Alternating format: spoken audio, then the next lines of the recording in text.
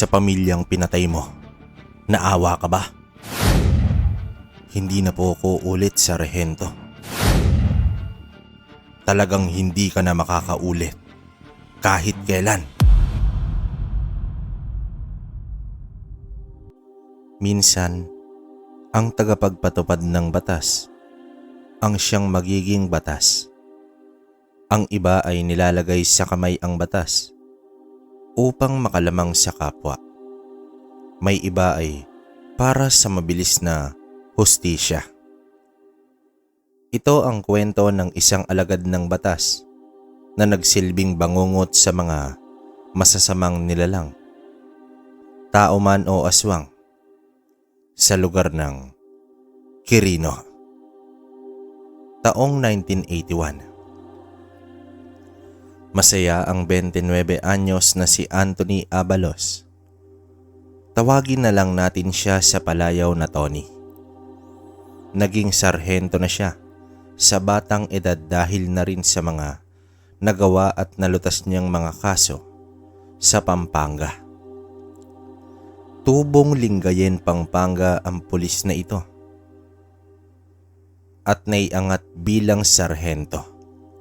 Subalit, hindi na pala niya maipagpapatuloy ang gawain sa Pampanga dahil inilipat siya sa Isabela, sa bayan ng Quirino. Gayunpaman, wala na siyang magagawa dahil iyon ang utos ng nakakataas. Maiiwan din niya ang babaeng nililigawan dahil sa kanyang trabaho. Habang naghahanda siya ng mga gamit, ay kinausap siya ng ina.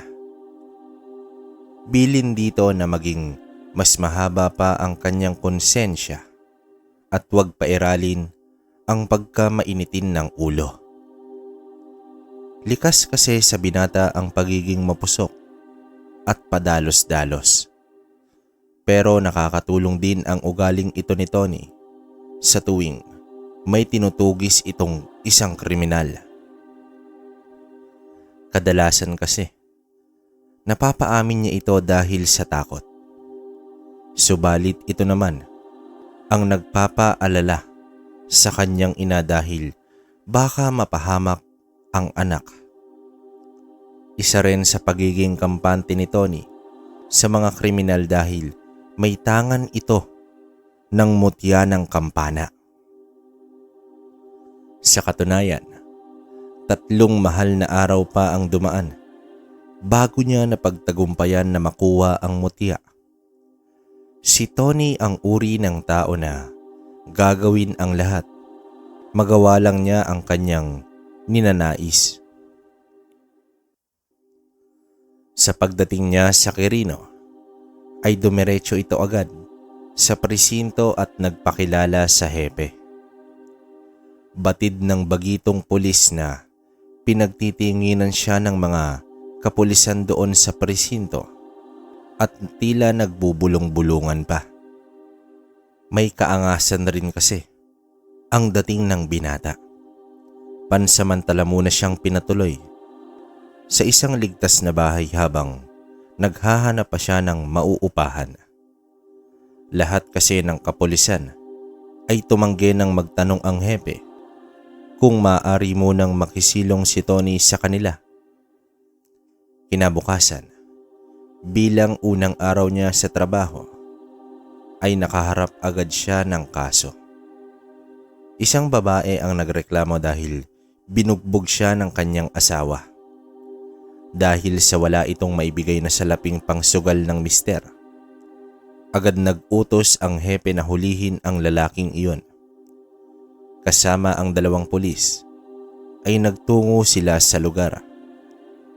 Dinaan ni Tony sa tamang proseso ang paghuli.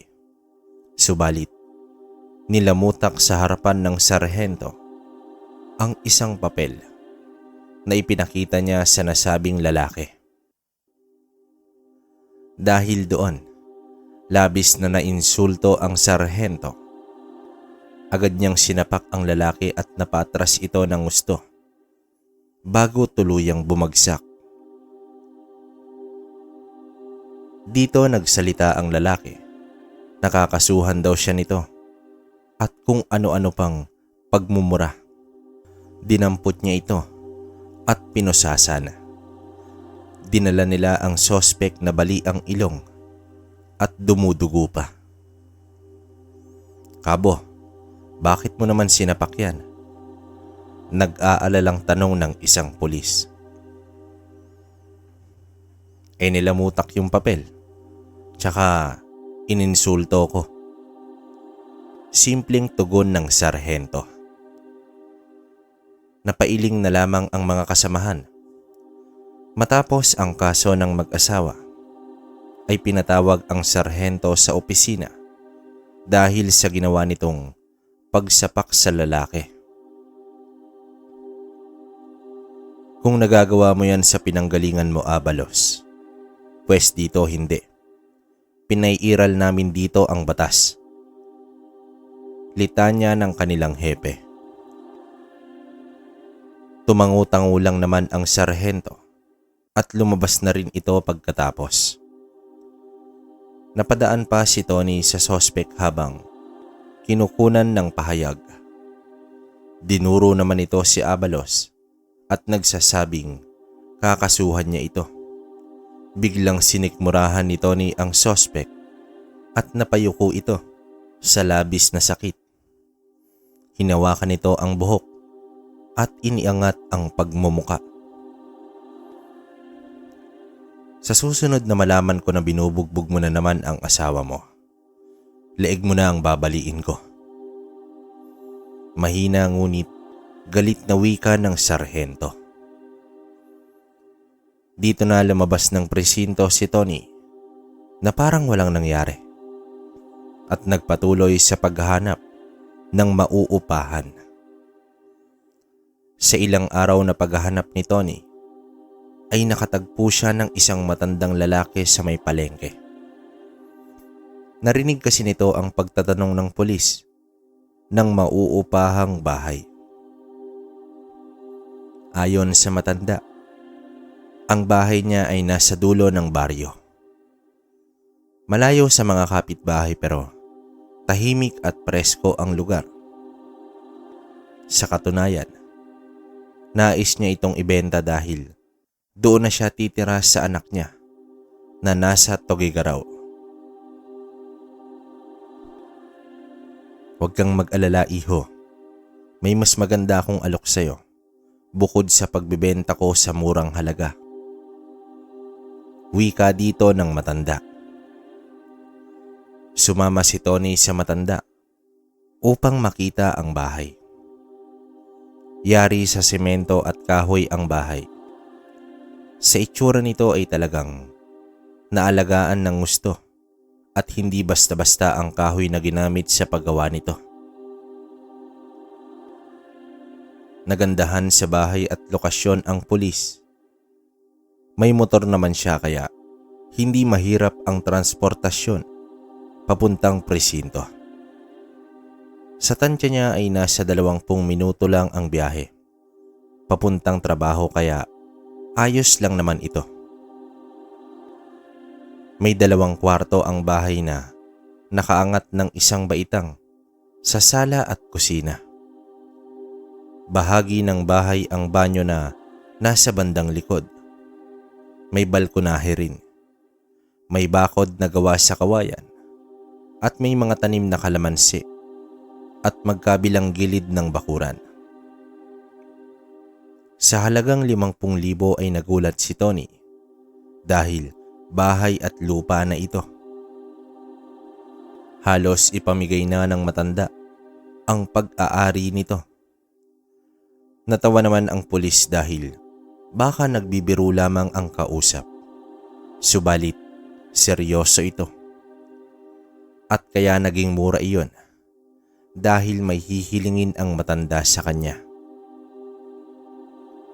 Ayon sa matandang si Mang Igme, alam niya na antingero si Tony dahil dating manggagamot ang matanda at ramdam nito ang presensya ng mutya na tangan ng binata. Binanggit ng matanda ang malaking bahay na nadadaanan nila Ilang metro lamang ang layo. Itinuro ito ng matanda. At ang sabi niya, pamilya ng mga aswang ang naninirahan sa bahay na iyon. Nasa 7 miyembro ang pamilya ng Olivares. Nais niya na patayin ni Tony ang mga iyon. Matagal nang nananalasa ng palihim ang mga aswang na iyon. At ang nakakapangilabot ay nagbebenta ito ng karneng baboy subalit may yanggaw ito. Balak ng mga ito na magparami pa ng kalahi. May isang anak lang naman ang mag-asawa at ang ibang kasama sa bahay ay ang mga nayanggaw nila at tuluyan ng naging aswang at sumapi na sa pamilya.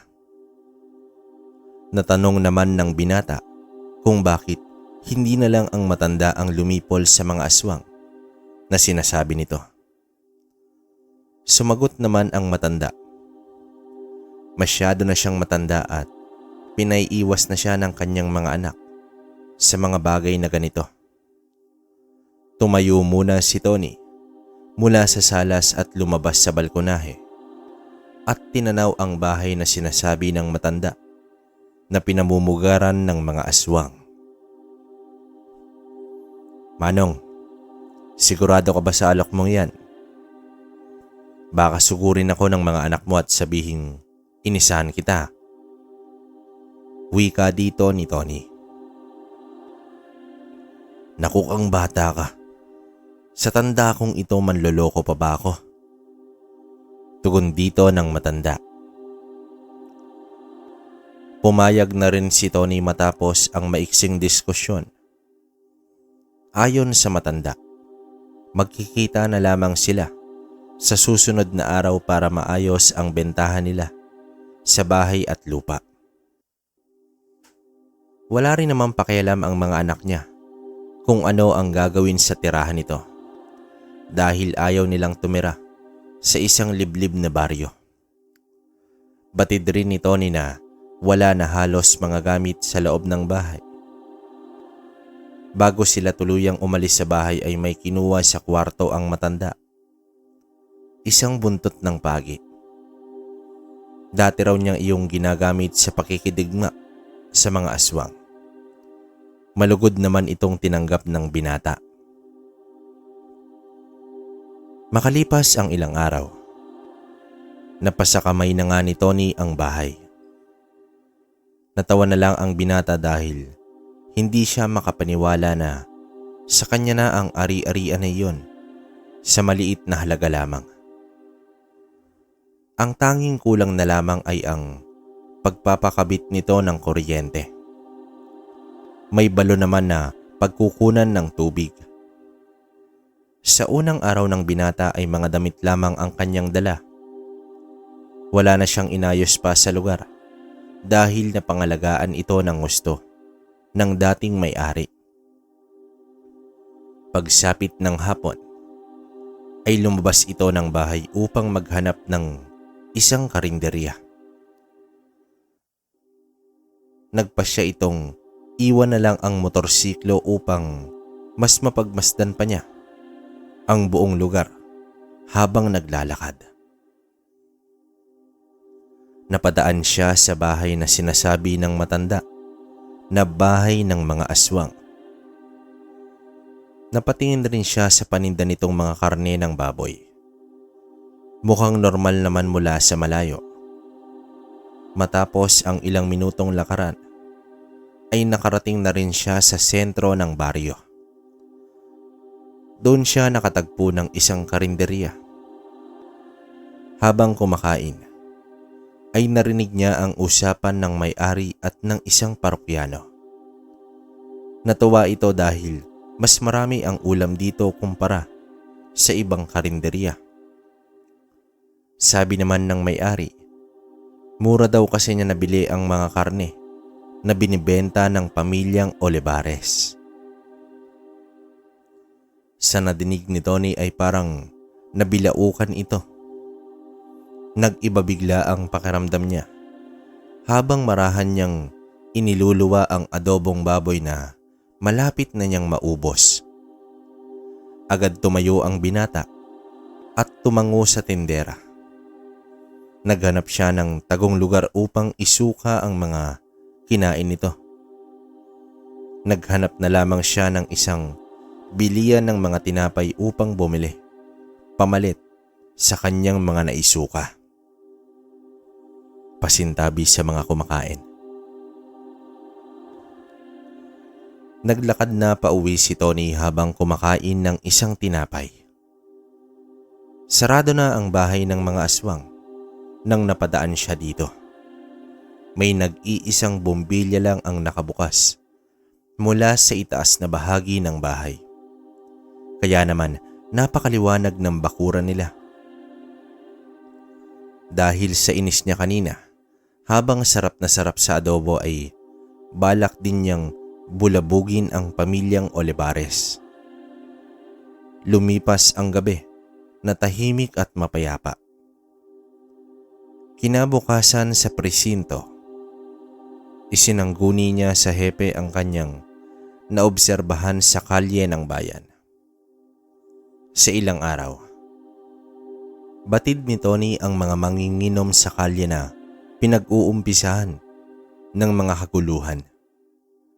Nais niyang ipagbawal ang pag-inom sa kalye dahil bukod sa gulo ang dulot ay hindi rin ito magandang tanawin para sa mga kabataan.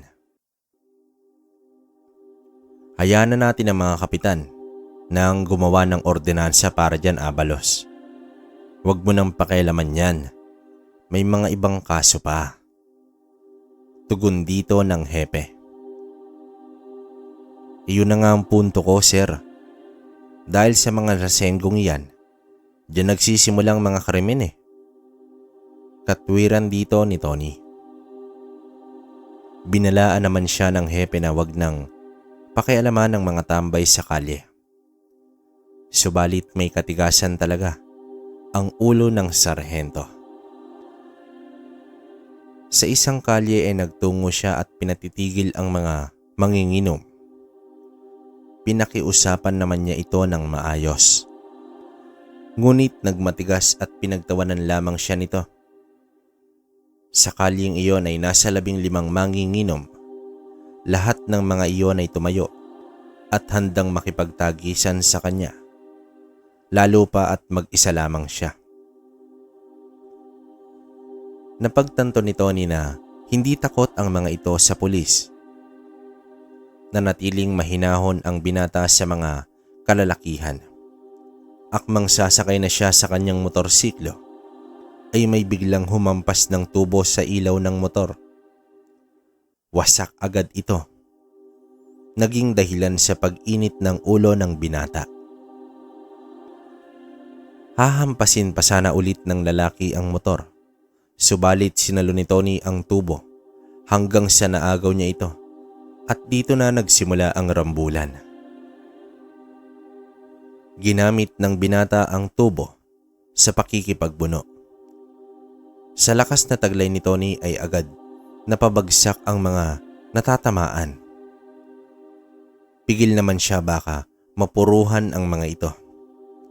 Sa loob lamang ng ilang minuto ay nakahandusay na ang 15 kalalakihan nakikipaglaban sa bagitong polis. Gaya ng inaasahan, ay nagisa na naman si Tony ng kanyang hepe. Sa paglabas niya ng opisina, ay may iilang pulis ang tumingin sa kanya at ngumisi ito ng nakakaloko. Yan kasi, pumapapel. Kaya pala maaga na po-promote dahil sip-sip. Wika ng isang nakakatandang pulis. Dahil sa pagtingin ni Tony ng masama sa pulis na iyon, ay ito pa mismo ang napikon. Akmang susugurin na siya nito. Pinigilan naman ang mga kasamahan. Ngumisi lamang si Tony at tuluyang umalis. Naging matunog agad ang pangalan ni Abalos sa iilang lugar ng bayan. Hati naman ang tingin ng taong bayan sa kanya. May umaayon at merong ding nayayabangan. Sa mga lumipas na araw ay naging sunod-sunod ang mga pagdalaw ni Tony sa mga kalyeng nagkukumpulan ang manginginom. Ang iba ay nagsisipulasan kapag paparating na at ang iba naman ay talagang nakikipagbugbugan. Kaso, nauwi lamang sa mga pasa at bugbog ang mga pumapalag. Sumakit na rin ang ulo ng hepe sa kanya. Kaya napagdesisyonan niyang suspindihin ang sarhento. Sa kanilang paghaharap ng hepe sa loob ng opisina ay hinila ito ni Tony sa pamamagitan ng paghawak sa kwelyo ng hepe. Subukan mong suspindihin ako. Babaliktarin ko yung ulo mo. Ano ba ang masama sa pagsuway ko sa mga lasenggo? Sabihin mo sa akin. Nanlilisik ang mga mata habang nagwiwika ang binata. Nasindak ang hepe sa tapang na ipinakita ni Tony. Hindi niya akalain na gagawin iyon ng tauhan niya. Lumabas ito ng opisina na hindi nasuspinde. Dahil sa pagiging abala niya bilang pulis, ay nakaligtaan na niya ang iba pa niyang responsibilidad. Ang pagiging isang antingero. Isang araw, dumiretso sa hepe si Tony. Nagpaalam ito na liliban sa trabaho ng isang linggo upang bumisita sa Pampanga. Agad naman pumayag ang hepe. Sa isip-isip nito ay magiging payapa siya kapag wala si Tony, subalit hindi naman talaga umalis ng Quirino si Tony.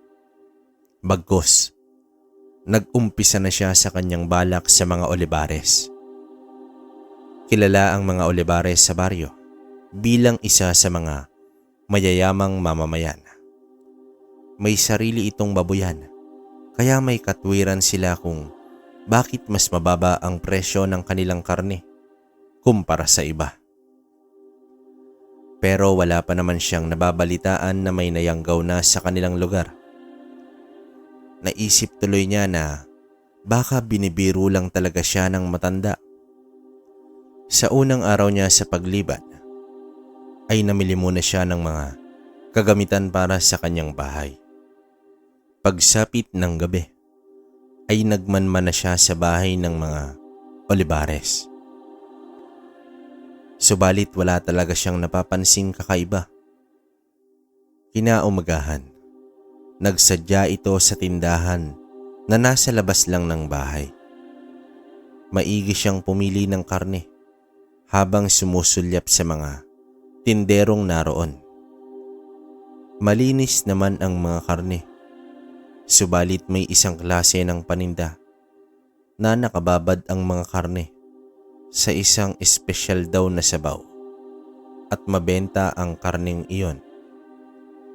Inendorso din ito ng mga tindero sa kanya at sa iba pang mamimili.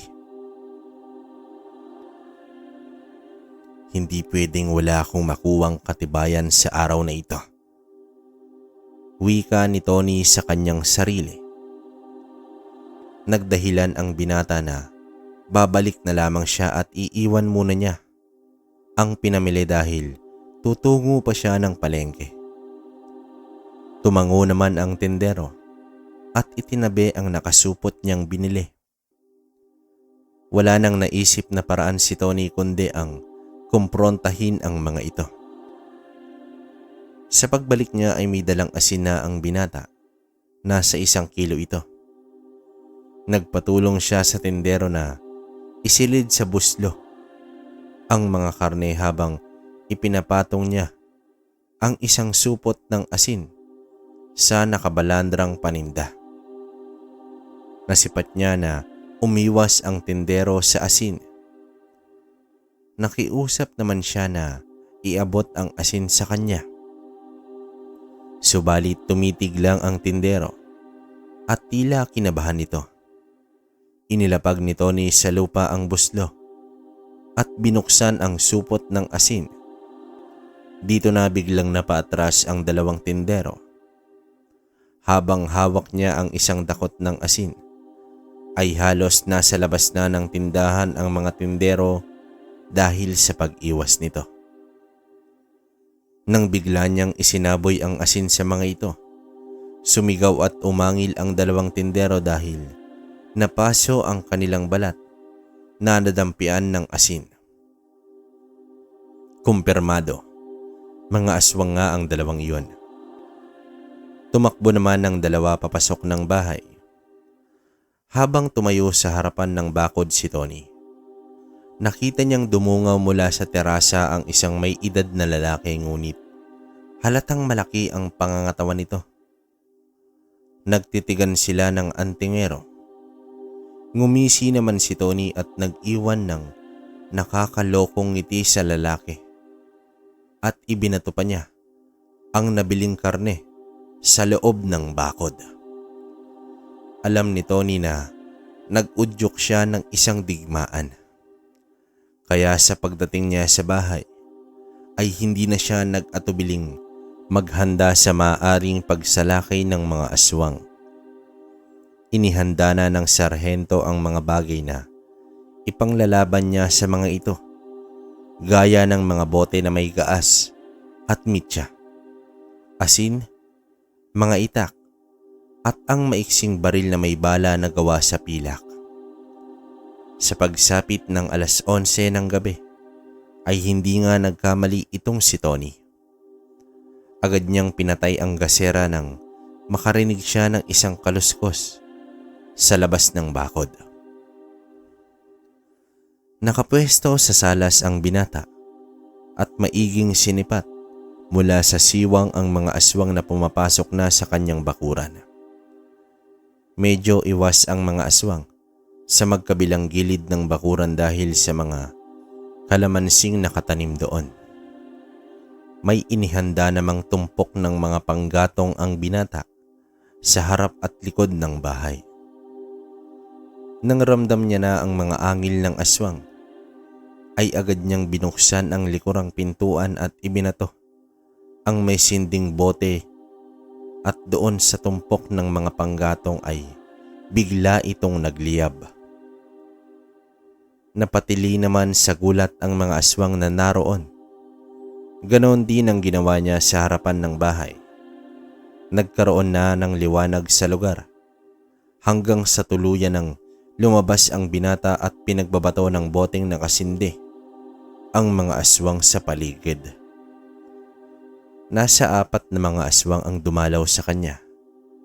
Ang isa doon ay natamaan ng bote na may sindi at tuluyang nagliyab ang katawan.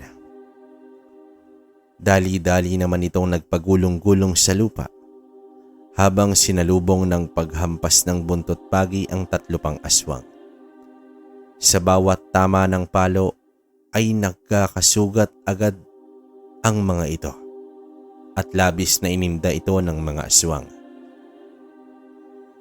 Dagdag pa ang iilang taga na natatanggap nila. Nakapalibot na ang 4 sa kanya. Puro sugat na ang 3, habang ang isa ay nasunog ang kanang pagmumuka. Tila natuwa pa ang binata sa mga nangyayari. Sabay na sumugod ang 4 subalit paikot na iwinasiwas ng antingero ang buntot ng pagi kaya lahat natamaan. Kahit sa kamay lang natamaan ay matinding sakit na ang naidudulot nito. Sa pagkakataong ito ay inilabas na ni Tony ang baril. Sa pagtama nito sa mga aswang ay agad itong tumitilapon at tuluyang nanghihina dahil sa pilak nitong bala. Hanggang sa tuluyan niya nang mapatay ang 4. Makalipas ang ilang minuto ay naglakad na ang antingero patungo sa bahay ng mga Olivares. Alam niya na mga alipores lamang ang umaatake sa kanya. Ang 3 mag-anak ay naiwan sa bahay. Tumayo sa harapan ng bakuran si Tony at isa-isang inihagi sa loob ng bakod ang 4 na mga pugot na ulo ng mga aswang. Ilang saglit pa ay dumungaw sa terasa ang matandang lalaki Napakasama ng itsura nitong tinitingnan ang binata. Kinabukasan, nadaanan ni Tony ang anak ng mag-asawang aswang na mag-isang nagtitinda ng mga karne. May naisip na naman na gawin ang binata. Imbis na tinapay ang bibilhin, ay bumili ito ng 5 kilong asin. Ipinarada niya ang motorsiklo malapit sa tindahan ng aswang at naglakad ito bitbit ang asin. Walang pagdadalawang isip ay bigla siyang pumasok sa tindahan at agad ibinuhos sa aswang ang 5 kilong asin. Napakalakas ng pag-angil ng aswang at napasandal na lamang ito sa dingding habang umuusok ng gusto ang katawan nito. Gulat naman ang mga mamimili sa biglaang pangyayari. Nagpulasa naman ang mga ito nang makita nilang unti-unting natutunaw ang katawan ng aswang. Tumayo sa kalsada si Tony at tiningnan lang ang pagkatunaw ng lalaki. Habang nagmamadaling bumaba ang mga magulang nito. Nang masaksihan ng ina ang nangyari sa anak, ay wala na itong magawa kundi ang sumigaw at umiyak sa labis na kalungkutan. Ni hindi mahawakan ang anak na nababalot ng asin. Anong kasalanan namin sa'yo? Bakit mo kami ginaganito? Sambulat ng ama ng lalaking aswang. Sa akin wala, pero sa mga taong ito meron. Tugon dito ni Tony. Matapos nito, ay inilahad ni Tony sa mga taga-baryo ang totoong ginagawa ng pamilyang Olivares. Agad itinapon sa loob ng bakod ang mga karneng nabili ng mga ito. Sa panlilisik ng mga mata ng ama, ay tila kakain na ito ng tao dahil sa labis na galit. Pagsisisihan mo ang lahat ng ito, banta ng ama ng aswang na si Bernabe. Dahil sa nangyari ay nabulgar ang pangyayanggaw ng pamilyang Olivares sa mga taga-baryo. Subalit tila naging huli na ang lahat. Sa pagsapit ng takip silim, may mga iilang taga-baryo ang animoy nababaliw, nagwawala at ang pinakamatindi ay nangangagat at kumakain na ng hilaw na karne. Habang nagkagulo na ang buong baryo, ay nasa terasa lamang si Bernabe na nakangiti. Akmang papasok na si Tony sa bakod nang magsalita ang pinunong aswang. Nilagasan mo na nga ako ng 4, pero sangkaterba naman ang pumalit. Wika ni Bernabe habang mariin itong humahalakhak. Tuluyan ng sumugod ang binata ngunit sinalubong siya ng asawa ni Bernabe na si Mildred. Sa pagkalmot nito ay tila tumalbog lang ang mga kuko ng aswang. Mutya ng kampana. Mag-ingat tayo, Bernabe. May tangan ng isang to. Sambit dito ni Mildred. Mula sa terasa ay tumalon si Bernabe at inundayan agad ng kalmot itong si Tony.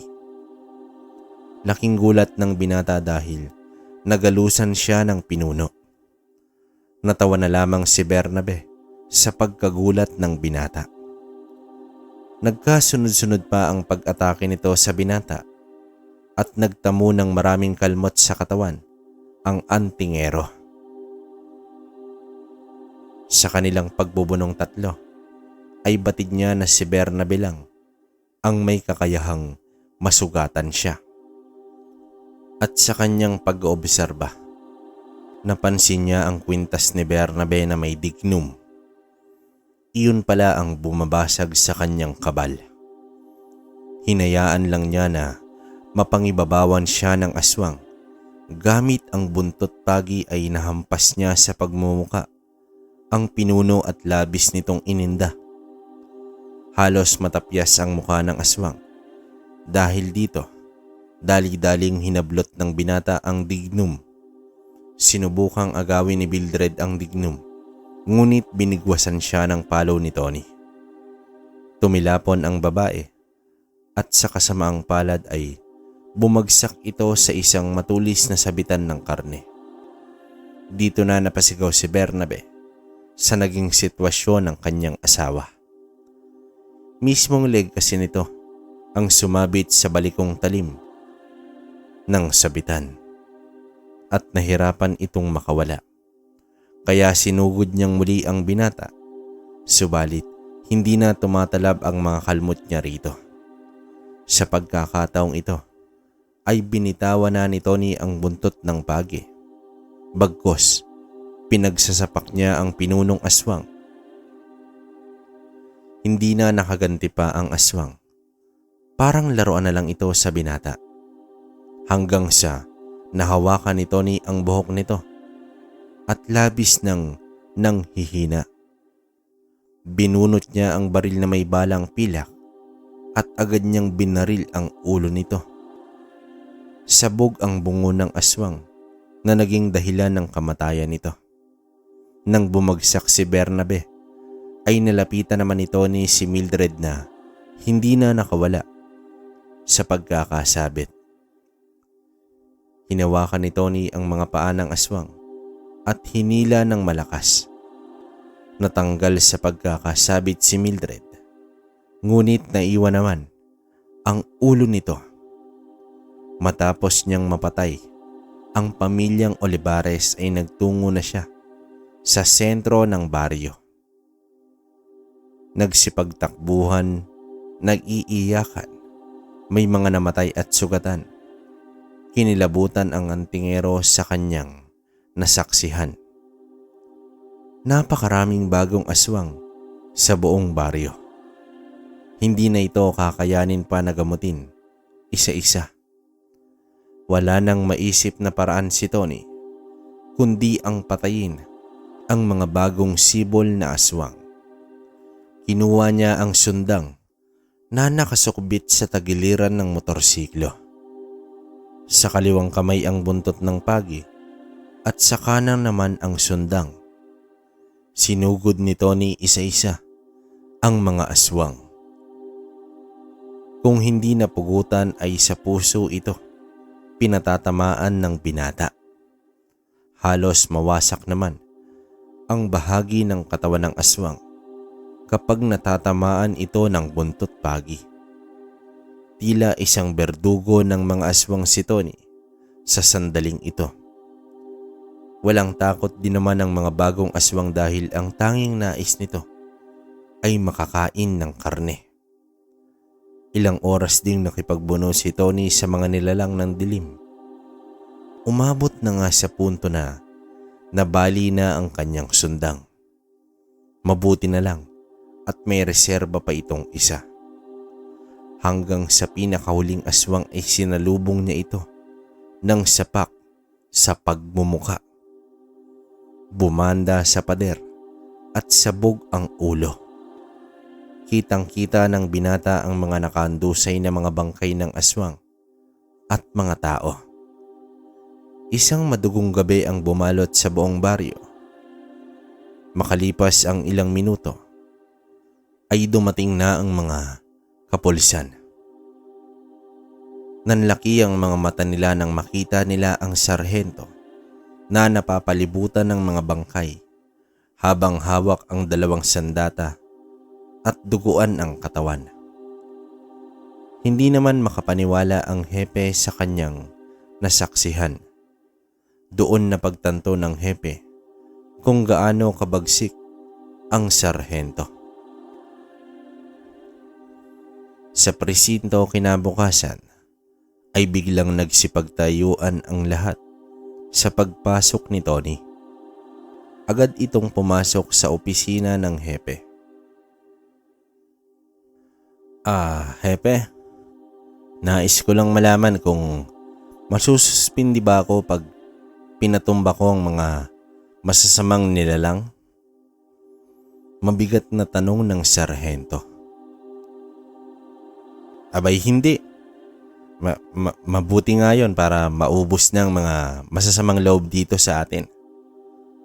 Tugon ng hepe na nanginginig sa takot.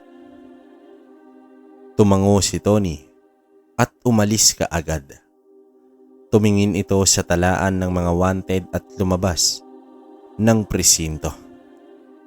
Si Matias. Si Matias ang una sa listahan sa 6 na wanted sa lugar. Panggagahasa at pagpatay ang naging kaso nito. Sa buong araw na paghahanap ng sarhento kay Matias, ay natagpuan niya rin ito sa bandang hangganan na ng Quirino. Isang trabahador si Matias sa isang sakahan. Natagpuan ito ng sarhento na masayang nakikipag-inuman sa mga katrabaho. Nasa bakuran ng bahay ang nagkakasiyahang magkakaibigan. Habang tawa ng tawa ang mga ito ay biglang may lumusot na itak sa bunganga ni Matias. Natigilan ang lahat at nagtanong si Tony ng, Ito ba? Ito ba si Matias? Nanlaki ang mga mata ng kasama at pagtango na lamang ang naging tugon sa tanong ng binata. Hinugot ni Tony ang itak at pasimpleng naglakad palayo sa lugar. Kinabukasan ay rumesponde na ang mga kapulisan at isang malamig na bangkay na ang taong pinaghahanap ng batas. Kahit hindi na sila magtanong, ay alam na nilang si Sargento Abalos ang may gawa ng pamamaslang. Samantala, sa presinto ay pumasok na itong si Tony. Kabo, nabalitaan mo na bang nangyari kay Matias? Tanong dito ng isang pulis. Oo naman. Akong may gawa nun eh. Tugon dito ng sarhento. Parang nabilaukan naman ang pulis sa sagot ng binata. Muling tumingin sa listahan si Tony at umalis kaagad. Pinagpapatay ni Tony ang nasa listahan ng mga kriminal hanggang sa panlimang wanted na si Olegario. Ayon sa impormasyon, kinatay ni Olegario ang isang buong pamilya. Lumipat lamang ito ng baryo at hindi naman talaga nagtago sa mga pulis. Subalit sa bawat pulis na nagtangkang hulihin siya, ay namamatay. Kaya wala ng pulis na nagpursige na hulihin itong si Olegario. Kaya bago pa magtanghali ay natagpuan niya na si Olegario. Tagaluto pala ito sa isang karinderya. Maiging inabangan ng binata na lumabas ng tindahan si Olegario. Habang abala ang mga tao sa pagkain, ay biglang lumabas ang kriminal at nagsinde ng yosi sa labas. Pasimpleng lumapit si Tony at agad sinaksak sa tiyan itong si Olegario gamit ang isang punyal. Sa pagkakadikit ng katawan nila ay nagtaka si Tony dahil parang hindi man lang ininda ng lalaki ang pagkakasaksak. Bagkus, ngumiti lamang ito at tumawa ng mahina. Napakalakas din ang loob mong saksakin ako. Wika dito ni Olegario. Biglang hinawakan nito ang kamay ng sarhento at ibinalibag ang antingero. Tumilapon ito sa isang basurahan na agad ikinagulat ng mga tao. Pinulot nito ang binata at muling ibinalibag. Tumama naman sa nakaparadang sasakyan ang sarhento. Nawasak ang salamin at nayupi ang sasakyan subalit parang hindi naman nasaktan itong si Tony. Napakunot ang noo ni Olegario. Isang antingero. Sambulat nito. Sinipat ng binata kung may tangan ba si Olegario. Maaari rin kasing isang antingero si Olegario o di kaya ay isang aswang. Walang senyales na agimat na nakita si Tony, kaya inisip niya na isang napakalakas na aswang nito dahil sa pambihirang taglay na lakas na meron ang lalaki. Ngayon, alam na niya kung bakit hindi mahuli itong si Olegario. Tumayo ang binata at binunot ang baril na pang-aswang. Humalakhak lamang si Olegario nang makita ang baril at pagkakakilanlan bilang pulis ni Tony. Isang pulis na naman ba ang paglalamayan mamayang gabi? Sambit pa ng lalaki. Lakas loob na sumugod si Olegario. Umalingaw-ngaw ang isang putok ng baril na tumama sa dibdib ng lalaki. Agad itong napatigil at napaluhod sa lupa. Bakas sa mga itsura ni Olegario ang pagtataka kung bakit tumagos sa kanya ang bala. Ano? Masakit ba? Ramdam mo na ba ang pilak sa loob ng sistema mo? Aswang ka? Sambit dito ng sarhento. Lumapit pa ang pulis at pinutukan sa ulo ang lalaki na agad nitong ikinamatay. Sa pagtingin ni Tony sa paligid ay wala na ang mga tao. Nagsipagtago na pala. Dahil sa pangyayaring iyon, ay naging usap-usapan ang pangalan ni Tony. Dagdag pa ang nangyari sa baryo ng mga aswang. Isang bagitong pulis na berador ng Quirino ang umiral sa panahong iyon. Sa isang iglap ay nawala ang mga lasenggo sa bayan.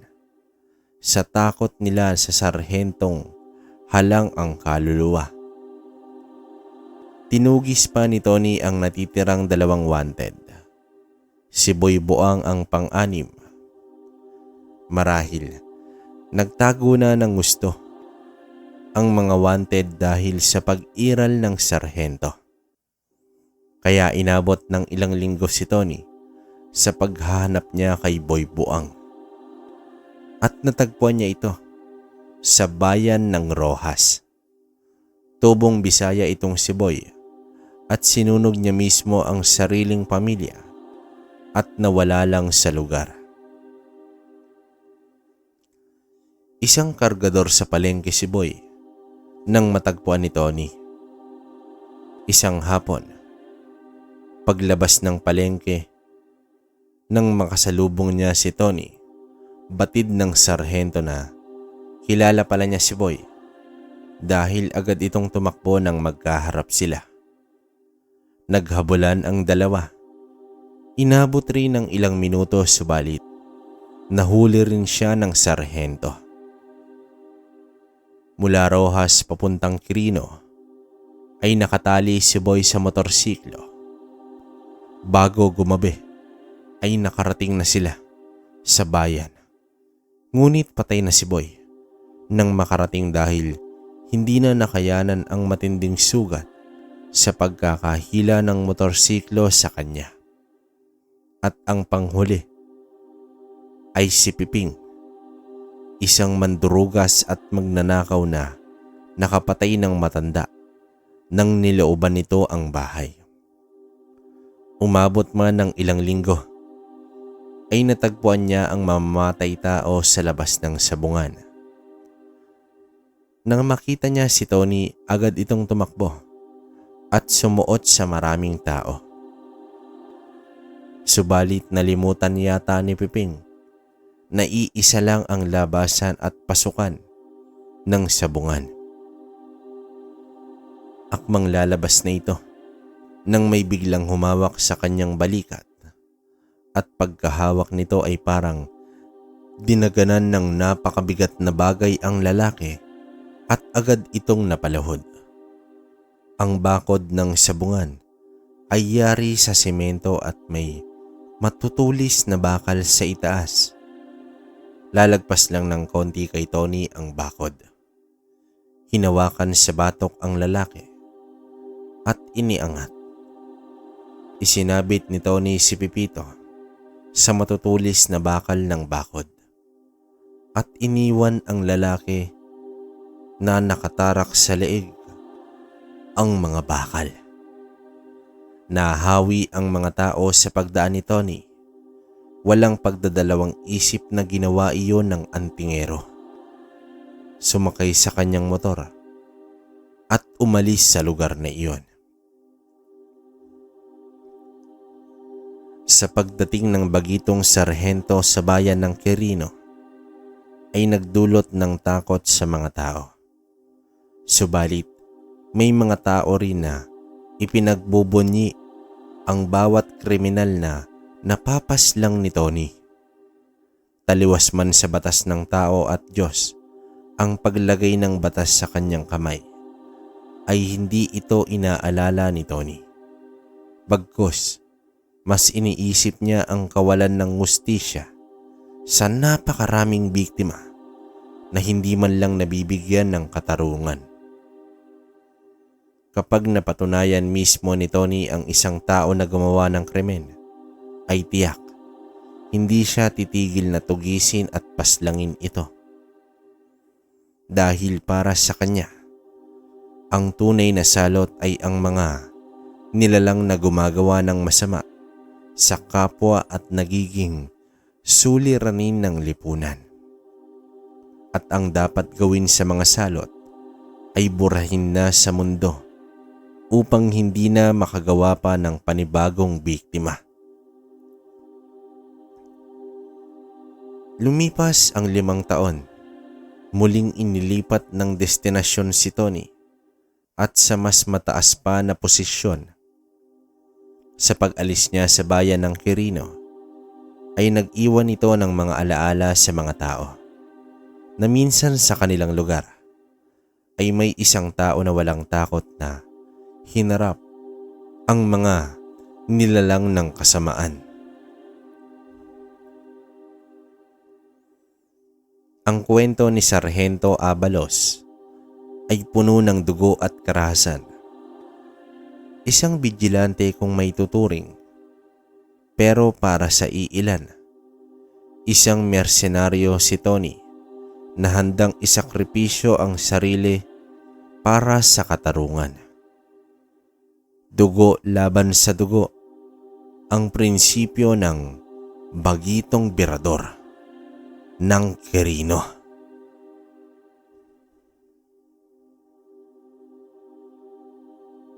Okay, so hanggang dito na lang, no, yung kwento ni Tony, no, ni Abalos, Sargento Abalos. So, Quirino. Sino pamilyar sa Quirino, mga kabaryo? Ang akala ko rito, mismong Quirino province to, no? Kung tama ako, bandang Cagayan ba tong Quirino? Sorry pero hindi ako sigurado. Pero yun ang pagkakaintindi ko. Pero ano pala to? Parang bayan sa Isabela. Tama ba?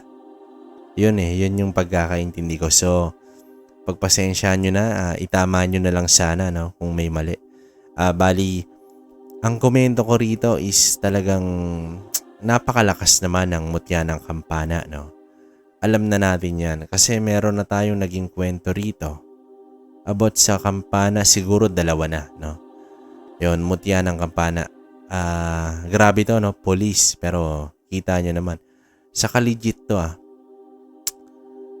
sa hindi nakakaalam, pwede kayong bumisita sa channel ni Tatong Kalye tapos hanapin nyo rin yung tattoo ng pulahan. Yun, mga misyonaryo ng mga yung nando naman is content, no? Ini-interview ni Tatong Kalye tong mga kagaya na ito ni pulahan. Puno to ng kumbaga kargado to sa katawan ng tato na Latin. So yung mga tatong yon is buhay. kumbaga may usal. Para sa mga nagsasabi na question to, doon pwede nyo makita na live. Yun, para mapatunayan nyo. Saka marami naman talaga dyan, hahanapin nyo na lang. Kumbaga tayo is naglalahad lang naman tayo. Plinano ko rin yun gusto ko rin yun yung parang magkakaroon tayo ng interview, no? Alam niyo ba, kabaryo, gusto kong ma-interview yung mga talagang antingero na may karanasan, tapos yung mga nabiktima o yung mga nakasurvive, no, sa mga aswang, no. Kasi doon sa kwento ni Pulahan, hindi na to dito sa kwenta, doon meron siyang naging parang kliyente na aswang pero doktor. Ayun, inamin nila na doktor sila pero aswang. Ano to Ito lang. 2000, hindi ako nag-aamali, parang 2020 to. Doon, yun. Kumbaga, doktor na yun, isipin nyo. So, kayo na lang bahalang humanap nun. Diskarte nyo na lang, no? Pero para sa akin, napakalakas nito ni Anthony. Hindi ko lang alam kung nasa na to. Kasi anonymous yung nagpadala sa atin, no? Sana kung nakikinig ka, mataas na yung posisyon nito. Hindi ko na alam kung, kasi base dito sarhento, siguro ngayon baka hepe na to, mas mataas pa, no? Hindi natin alam. 1980s pa nangyari to, So yun, baka nga retiro na to, di ba? Walang makapagsabi kasi nga anonymous to. So yun lang. Ayoko nang pabayan kasi narinig niyo naman yung kwento ni Anthony Abalos. Talagang wala tayong masabi. Siksik sa aral. Yun. Hindi naman magulo yung istorya. Talagang marami tong karanasan. Feeling ko pinili niya lang tong part na to na nandun siya sa Quirino. No, para sa akin, feeling ko marami tong karanasan. So, yun lang naman. Rate natin dito is 9 out of 10. Bakit 9? Medyo bitin para sa akin. Ewan ko, may hinahanap pa ako pero wala tayong magagawa. Yun lang yun kayo na lang bahala humusga, no? Kung anong rate nyo rito o may comment ba kayo, comment kayo sa baba. Tapos yung gusto ng lahat, no? Yung hinihintay ng lahat na shout out, eto na, bawi ko sa inyo. Ito yung comment sa, alam ko nabanggit ko na to, pero basahin natin about sa kwento ni Rigor, no? Ayun nga, nabasa ko na to lahat. Si Ma'am Roslyn Delopere, no? Salamat po sa pagiging member, no? Tagal na yan, siguro 3 months na to si Ma'am. Pati si Ma'am Cherry Basilio.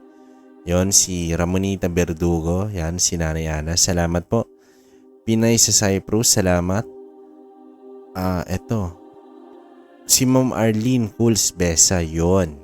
Salamat, Ma'am Arlene. Ma'am Jenny Golosino, salamat po. Meron tayong isang listener dito. Ang sabi niya, si anong pangalan to? Stephen Dave Olivar. Good job, idol. Silent listener niyo po ako from Tacurong City. Isa din po ako sa may mga tangan. Lapusan po yung sakin. Ayun. Tama ba to, Boss Stephen? Lapusan? Ano yun? Mutya? Kasi parang yung nandun lagpasan yung isa no? Ito yung mga magagandang mag-explain sa channel natin, no? Comment ka, Boss Stephen, para ipin natin yan sa upload ngayon, no? Yun, salamat. Ito yung mga hindi ko nare-reply pero nababasa ko yung comment nyo, kaya wag na kayong magtampo. Sayang username. Sabi niya, hindi nakakalimot makinig. Ako yun. Mga kabaryo, mag-like tayong lahat. Huwag kalimutan. Nax. Salamat po. Salamat. Ito, user na naman. Bali, unahin natin yung user kasi hindi ko alam ba't username sa akin nakalagay. Kamusta ka po, kabaryo? Dol. Ang ganda talaga ng boses nyo. Hindi kayo nagkakalayo ng boses ni Kabanong sa ibang channel.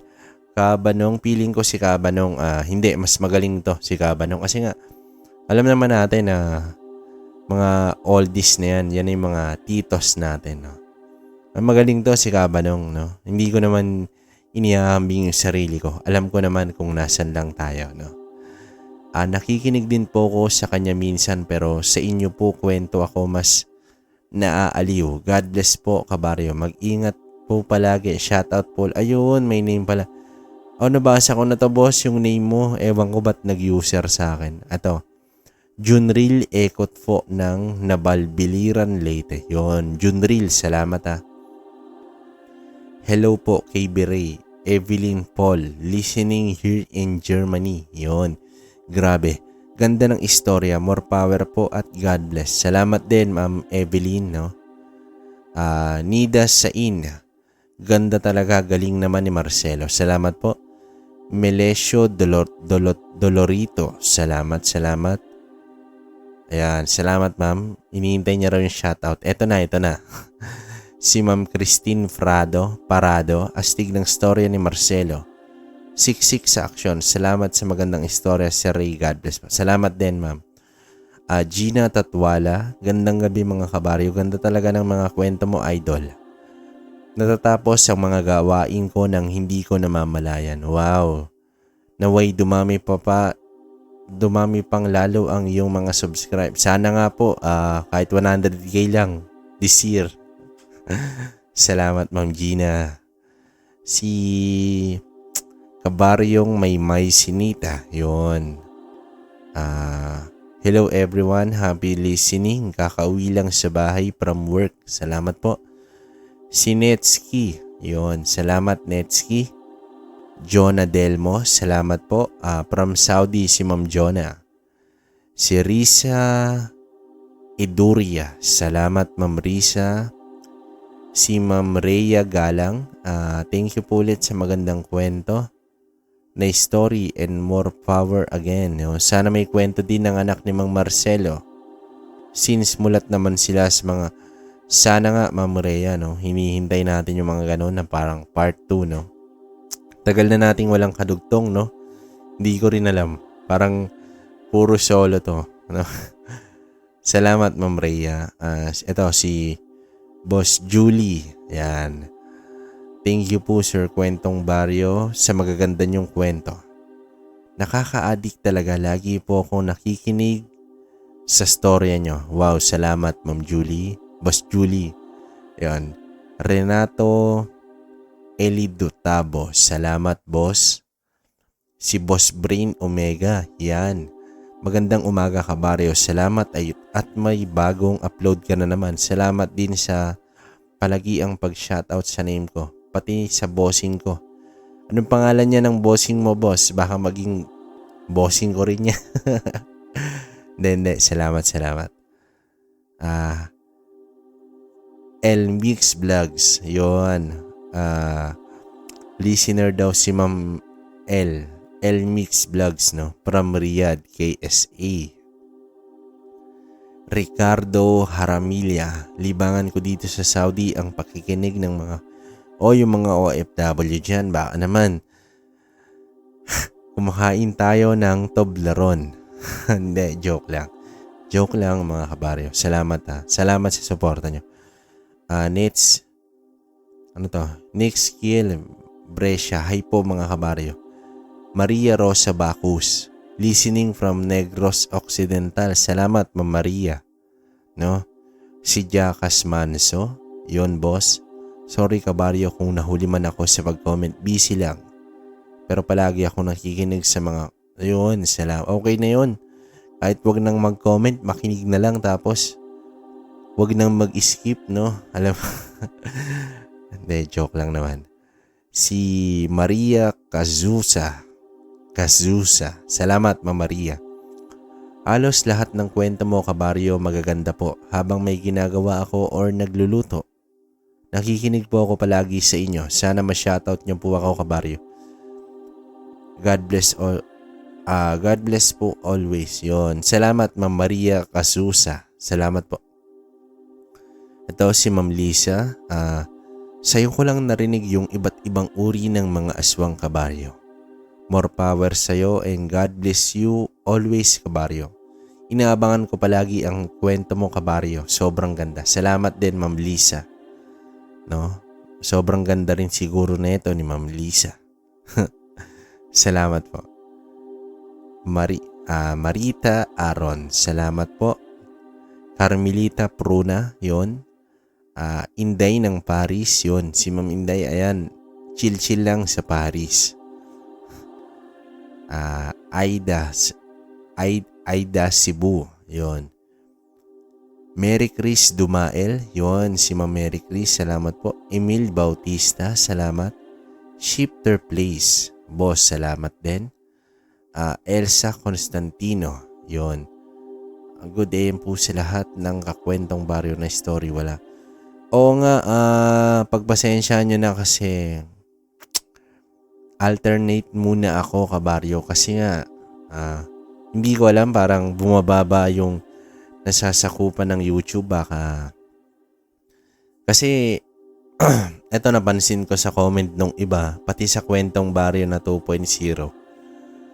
Naka-subscribe naman daw sila, tapos notification bell naka-on na rin. Alos lahat.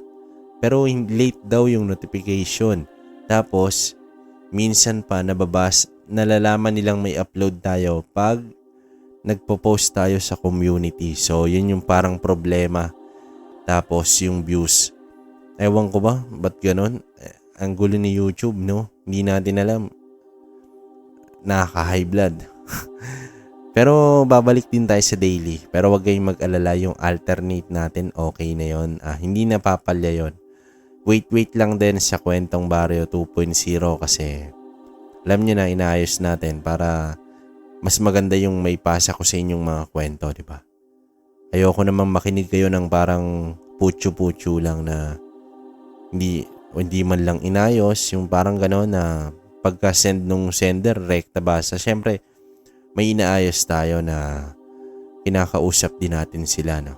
Kung okay ba tong ganito, gusto mo ganito ko basahin, yung mga gano'n. Si Joanne Rosal, salamat po. Baldayot, salamat. From Iloilo, salamat. Boss, ang dami kong kwento from Iloilo. Yun, basahin yun, hanapin nyo na lang. Si Ma'am Nora Fe Fajardo, salamat po. Memeg 86, salamat. KB, salamat din po, Memeg. Si Ma'am Alma Hornales from Kuwait, salamat po. Asan na to? Hinanay Bon. Yun. Good AM po. Pakibati naman po ang poging-pogi kong anak. Si Bon Andian M. Hinanay. Nakikinig kami sa iyo habang nagtatrabaho sa shop namin. More power po sa inyo. God bless po. Yun. Salamat po sa Hinanay family. Si Bon. Bon, pakabait ka lagi dyan, ha. Ito si boss, sabi niya, Stephen Dave Olivar. Ito yung sabi sa inyo na may tangan din. Yun, waras out po. Ayun po, lapusan po ay lahat po ng mga problema ay parang easy lang po sa'yo tapos walang kabal. Pero kaya mong umiwas sa mga bagay na makakasakit sa'yo tulad ng bala, talim at pati na rin sa mga disgrasya. Grabe tong lapusan, boss. Tapos kaya mong itago yung presensya mo pag gugustuhin mo. Para ka lang hangin na dumaan. Basta marami pong kayang gawin. Tapos tiwala lang talaga at sabayan mo ng dasal sa taas. Wala na kasing mas malakas doon sa taas. Yun, legit naman yun, boss. Pero alam naman natin na nag-iisa lang yung nasa taas. Pero yun nga, grabe tong lapusan, no? Sana may kwentong ganito, no? Hindi ko lang alam. Sana. Kasi yung lagpasan na medyo ayun nga, sabi nga nung ilan, dito lang yung may mga, nga eh. Sana, no? Para lahat tayo matuto, no? Si Ma'am Arlene Kulsbesa, sabi niya, hello kabaryo, sakto pagdating galing ng gym. Kinig kagad ng bago mong, wow, mukhang malakas si Ma'am Arlene mag-squat, no? Salamat po. Maria Cristina Goma. Dito din sa Hong Kong meron pero hindi halata. Nang ma'am, aswang, no? Si Kurt Patrick Garcia. Salamat, boss. Ito na po yung parang mga all gods natin na mga listener, no? All gods talaga, no? Si Ma'am Marilu Matsuda. Magandang tanghali po sa lahat. Wow, galing ni Marcelo. Pangalan niya, apelido ko noon. Nang dalaga pa ako. Wow, Marcelo. Marilu Marcelo. Wow, angas MM. Salamat Ma'am Marilu. Joven Bansale Delgado. Yun. Salamat boss. Nag-iba na si Boss Joven. Bong Beat ko. Salamat. Si Ma'am Azil Gumban. Charlun Rulan. Salamat. Happy Sigrani. Shout out po sa inyo ma'am. Joel Di Guzman. Salamat. Apple Malyari. Uy, Malyari mo ang kay Piolo Pascual to. Salamat Ma'am Apple. Inday Gami Ibalarosa. Yun. Si Blue. Ang sabi ni Blue, super ganda ang kwento tungkol sa aswang ng Bangkilan labang kay antingerong si Marcelo Macaraig. Ma-action ito at nakakapangilabot sa dami ng napatay na aswang at nahawa na maging aswang. Take care kabaryo. Salamat din Blue. Ikaw rin. Alam mo na, ingat ka palagi no. Salamat. Ito may comment. Bisminis Mukbang. Tama po ba? Bisminis Mukbang. Sa pagkakaalam ko kasi ang Bangkilan ay mga sinaunang aswang na purong kababaihan. Yun din ang alam ko. Hindi ko alam pero yun ang parang pagkakaintindi ko no sa Bangkilan. Magkakaroon lang ng panibagong Bangkilan kung ito ay nanggaling sa kanilang sinapupunan. Pero ang kanilang mga hinawaan ay ang mga tinatawag na alasip. Yun, alasip pala. Grabe. Yun. Monica Flores. Salamat po, Ma'am Monica Flores.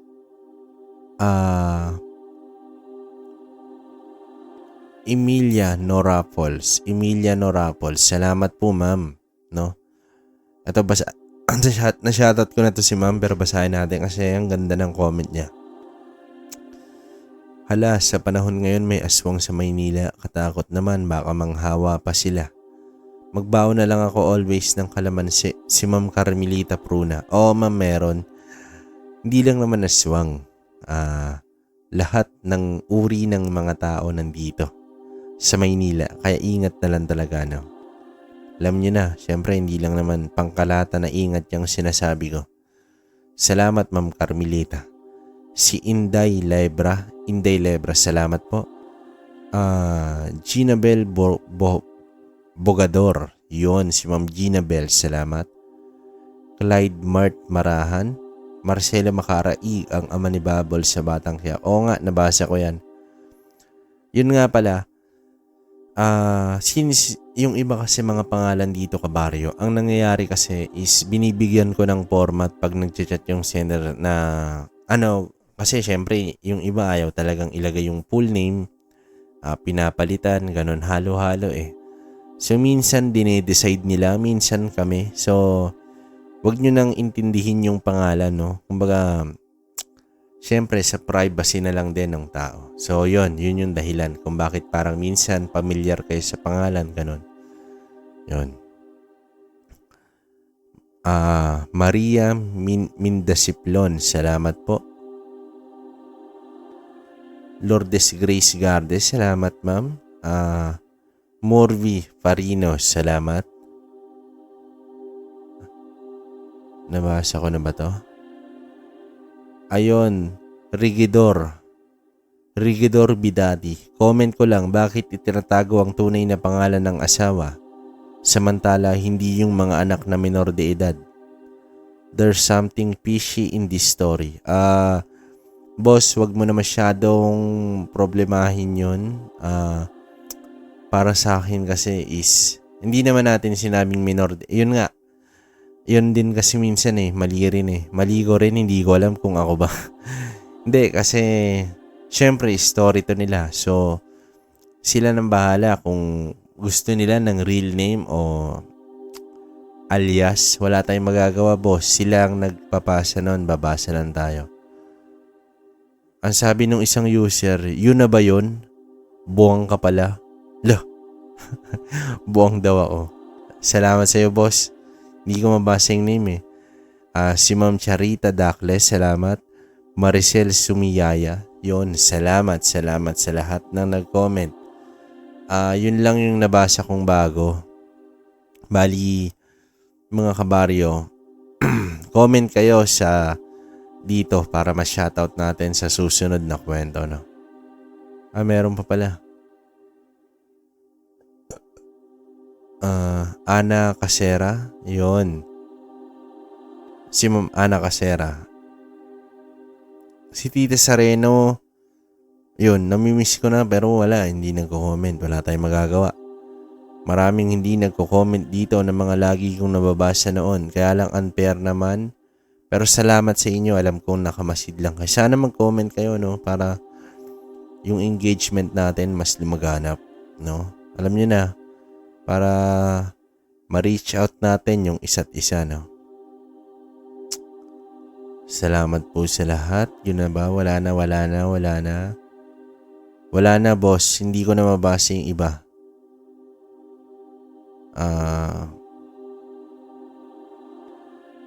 Wala nang mabasa, boss, eh.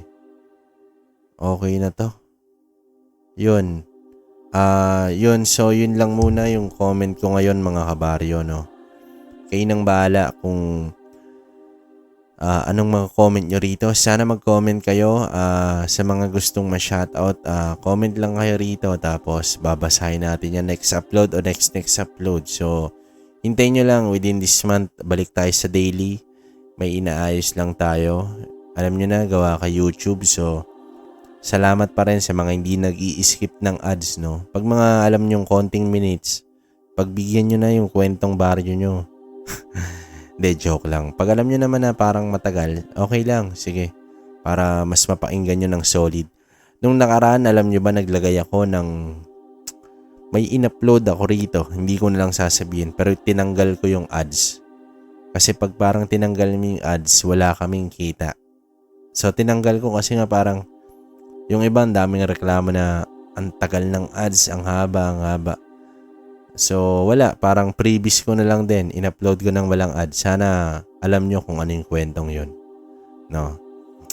Kayo nang bahala. Hindi lang naman tayo sa ads, eh. Kasi alam ko naman na... kasi may mga kamag-anak din akong OFW. Parang alam ko yung pakiramdam na homesick, ganyan. So, alam ko, kasama tong kwentong baryo sa araw-araw nyo, no? Kaya, sige, ayusin pa natin lalo yan. Yun lang, wala na akong masyadong sasabihin. Mahaba na yung mga panayam natin. Muli, ako to mga kabaryo, si Ray, no, ng Kwentong Baryo. Salamat sa mga sumusuporta. Pakinggan nyo po, Kwentong Baryo 2.0. Malapit na mag-upload ng daily. So, yun lang muna sa ngayon. Ito lang at maraming salamat mga kabaryo. Hanggang sa susunod na kwento.